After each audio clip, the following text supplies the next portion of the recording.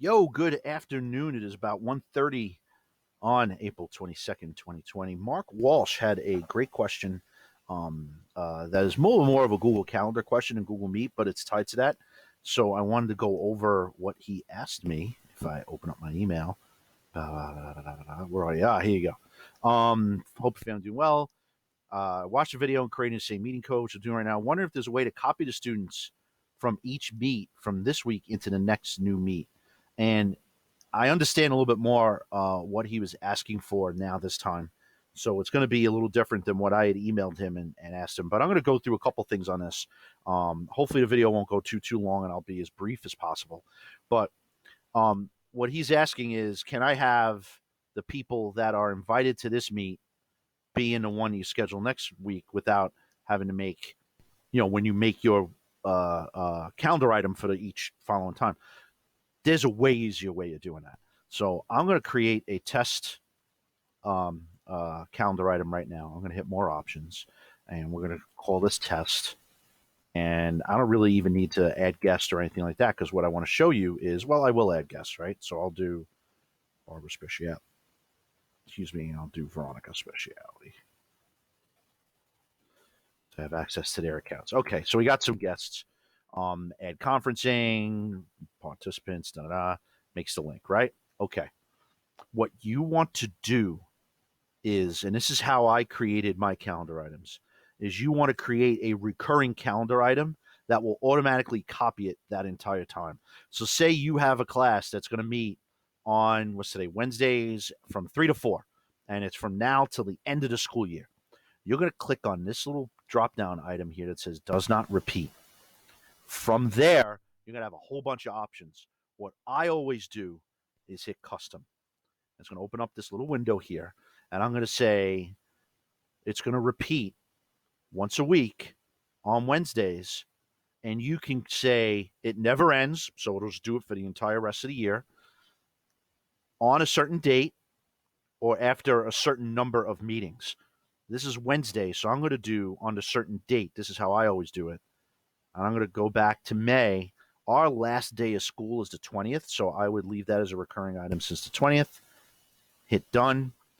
Now, when I hit save, typically you'd hit send. I'm not going to send invites because this is a test one, right?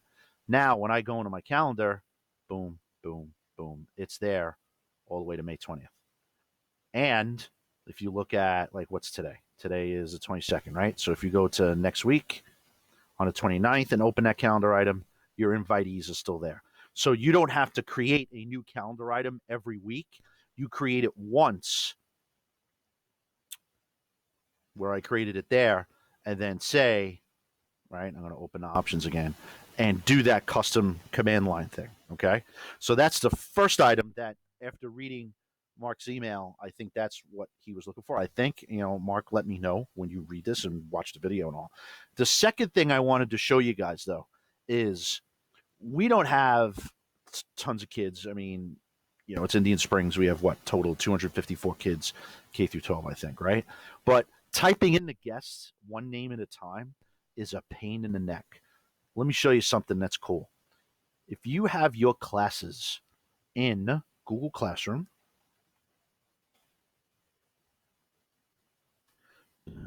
I have multiple Google accounts, so I have to do this every time. So I want to get to my school account. Okay, so here's all my Google Classrooms, ones I'm a member of, ones I'm running, and all that, right? So you see, I have Cybersecurity 1, period 5, right?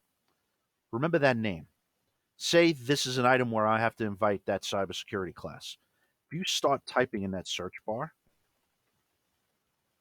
cybersecurity 1, period 5.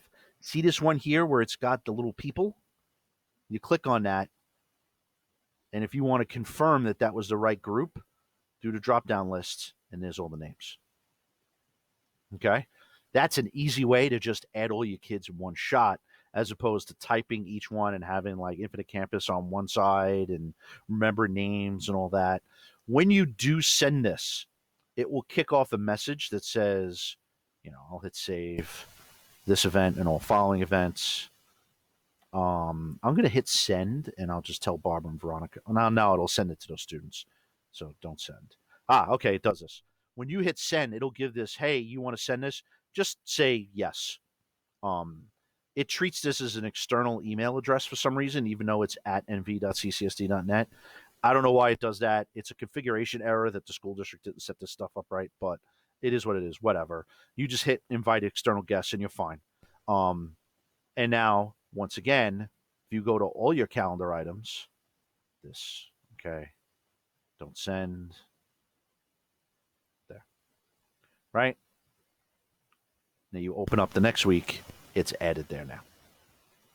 Okay, so that's a real easy way of batch adding your students as well. The only thing I'd caution is, and I'm going to delete this now because I don't want to leave that in my. I want to delete all of that.